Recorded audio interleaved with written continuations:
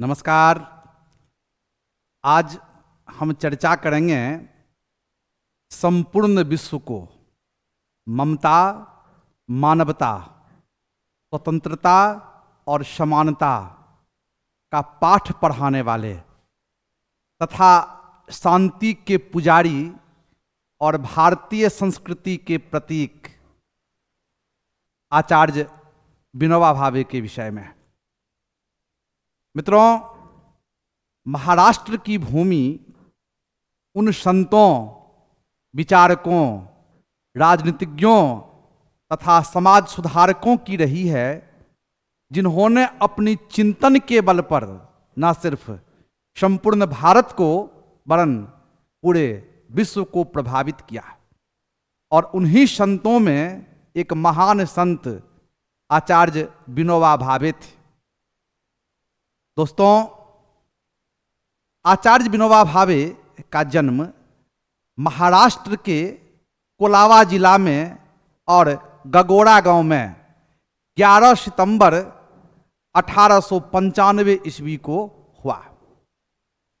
एक सदाचारी ब्राह्मण परिवार से उनकी तल्लुकात थी और इसीलिए बचपन से ही उन्होंने विभिन्न प्रकार के धर्म, शास्त्र और अन्य ग्रंथों का अध्ययन किया और इस पर अपना निष्पक्ष दृष्टिकोण विकसित किया।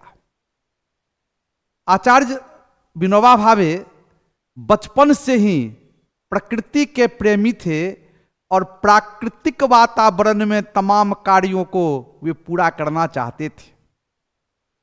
साथियों, विनोबा भावे अपने इंटरमीडिएट की पढ़ाई पूरी करने के उपरांत 1916 ईस्वी में महात्मा गांधी के दर्शन से, उनके विचारों से जुड़े और अहमदाबाद स्थित उनके आश्रम में, जिन्हें साबरमती आश्रम कहते हैं, रहने लगे।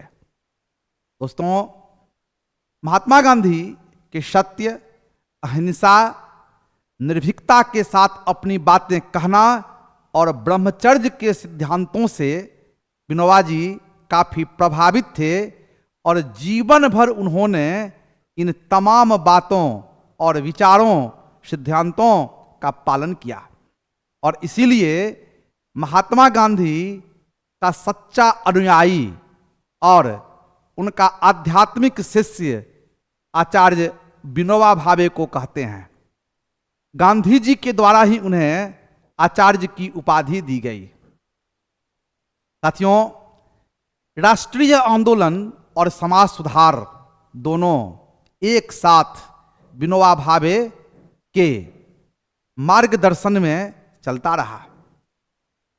अधिकांश समय उनका साबरमती आश्रम और पुनः महाराष्ट्र के वर्धा आश्रम में बीता। महात्मा गांधी के द्वारा चलाए गए लगभग तमाम आंदोलन, जैसे असहयोग आंदोलन, सविनय अवज्ञा आंदोलन, भारत छोड़ो आंदोलन में बढ़ चढ़ कर विनोबा जी ने भाग लिया एवं महात्मा गांधी के दिशा निर्देशानुसार उन्होंने संकल्पित रूप से अपने कार्यों को अंजाम दिया। इस दरमियान कई बार उन्होंने जेल की यात्रा भी कहते हैं कि 1940 ईस्वी में कांग्रेस ने व्यक्तिगत सविनय अवज्ञा आंदोलन की शुरुआत महाराष्ट्र के पवनार आश्रम से किया और पहले सत्याग्रही आचार्य विनोबा भावे बने। आने वाले समय में कांग्रेस के कई नेता के नेतृत्व में इस प्रकार के सत्याग्रह चलते रहे। 1947 ईस्वी में भारत को आज़ादी मिली। विनोबा जी महात्मा गांधी की भांति किसी प्रकार के सत्ता लोलुपता से दूर रहे और उन्होंने कोई भी पद ग्रहण नहीं किया तथा सत्ता से दूर रह करके सेवा को अपने जीवन का मुख्य उद्देश्य बनाया। विनोबा भावे भारत की आज़ादी के पश्चात भारतीय समाज के उत्थान हेतु, आर्थिक विकास हेतु, सांस्कृतिक कल्याण हेतु और प्राकृतिक संतुलन हेतु विभिन्न प्रकार के बहुआयामी कार्य किए। संत विनोबा भावे के जीवन की सबसे बड़ी उपलब्धि सर्वोदय आंदोलन को माना जाता है, जो पूरी तरह से महात्मा गांधी के सिद्धांतों पर आधारित था। दोस्तों, सर्वोदय का मतलब सबों का विकास, सबों का उत्थान माना जाता है। सर्वे भवन्तु सुखिनः, सर्वे सन्तु निरामयाः, सर्वे भद्राणि पश्यन्तु, माँ कश्चित् वाक्पाल प्रवेत्।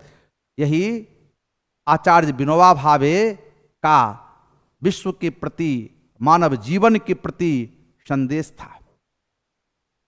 विनोबा भावे अपने सर्वोदय आंदोलन को आगे बढ़ाते हुए समाज के जो दबे कुचले लोग थे, जो वंचित लोग थे, जो निर्भूमि लोग थे, उन्हें उचित सम्मान दिलाने हेतु भूदान आंदोलन चलाया। और कहते हैं कि उनके प्रयासों से दक्षिण भारत के एक प्रमुख जमींदार रामचंद्र रेड्डी ने 100 एकड़ जमीन संत विनोबा भावे को दान स्वरूप दिया, और इसी के साथ विनोबा जी का भूदान यज्ञ की शुरुआत हुई।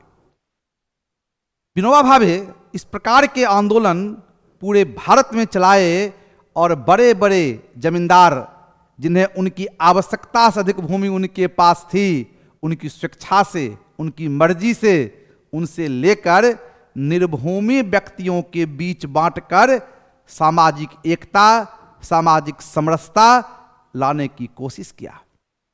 मित्रों, उनका यह भूदान आंदोलन एक प्रकार से बहुत बड़ी अहिंसक क्रांति थी। इसके लिए सदैव भारत उनको याद करता रहेगा। मित्रों, संत विनोबा भावे शिक्षा के प्रति बड़ा लगाव रखते थे। कहते हैं कि महात्मा गांधी ने जब आज़ादी के पूर्व वर्धा शिक्षा योजना बनाई, उसमें विनोबा भावे ने काफ़ी रुचि लिया, और आने वाले समय में उन्होंने भारत के हर एक वर्गों को शिक्षित करने की चेष्टा किया। विनोबा जी के अनुसार शिक्षा बाहरी नहीं बल्कि आंतरिक गुण होनी चाहिए। आंतरिक स्तर पर शिक्षा प्राप्त करके अगर व्यक्ति अपने हृदय को परिवर्तित कर लेता है, तो ऐसे समाज में परिवर्तन का आना, संतुलन का आना लाजमी होता है। और अपने जीवन के अंतिम समय तक संत विनोबा भावे इस प्रयास में लगे रहे।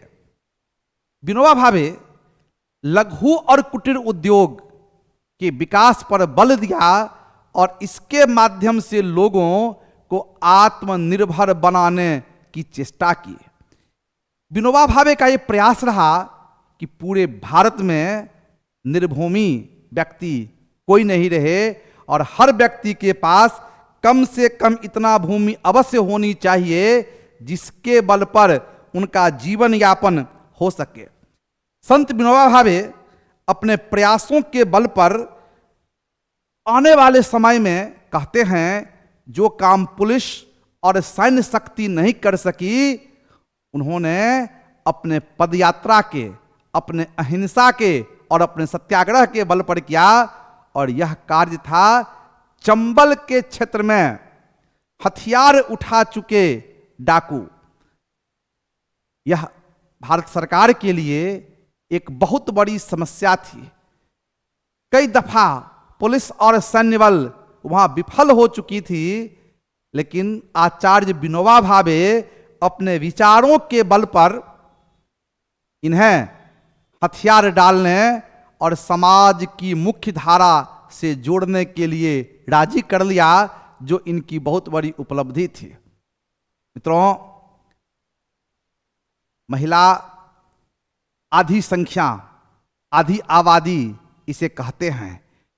महिलाओं के उत्थान के बगैर, स्त्रियों के विकास के बगैर एक महान भारत की परिकल्पना नहीं की जा सकती है।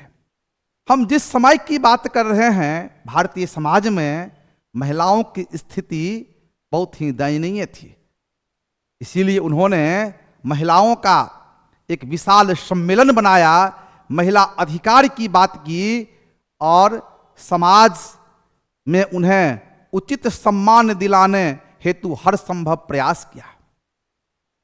आचार्य विनोबा भावे गोरक्षा के पक्ष में और गो हत्या के विरोध में थे और कहते हैं कि गो हत्या के खिलाफ उन्होंने इतना व्यापक आंदोलन चलाया कि तत्कालीन भारत के प्रधानमंत्री मोरारजी देसाई के द्वारा पशु संवर्धन को केंद्रीय सूची में शामिल किया गया। मित्रों, आचार्य विनोबा भावे 1974 ईस्वी में मौन व्रत को धारण किया। इसके बावजूद संपूर्ण भारत की वे पदयात्रा करते रहे और वंचित वर्गों को समाज की मुख्य धारा से जोड़ते रहे।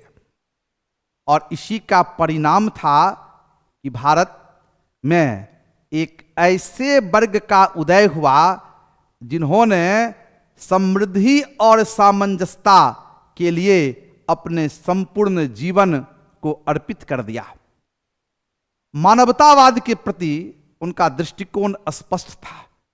उनकी एक कोशिश रही कि न सिर्फ भारत में बल्कि संपूर्ण विश्व में मानवतावाद का विकास हो।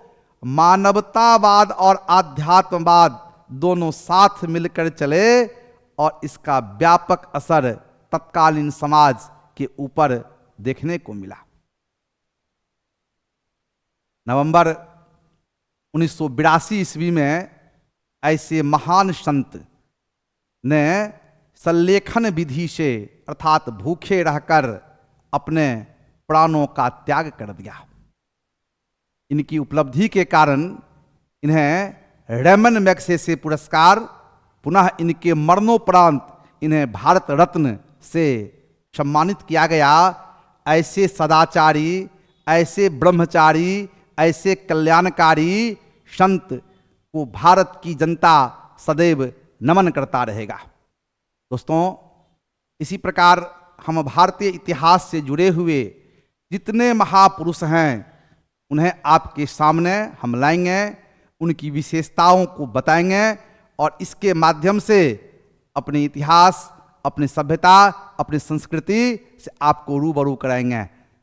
अगर आप हमारे इन कार्यों से खुशी महसूस करते हो तो हमारे संकल्प सिविल सर्विसेज के चैनल को सब्सक्राइब करें, इसे लाइक करें, इसे शेयर करें और अपनी शुभकामना दें। बहुत बहुत धन्यवाद। नमस्कार।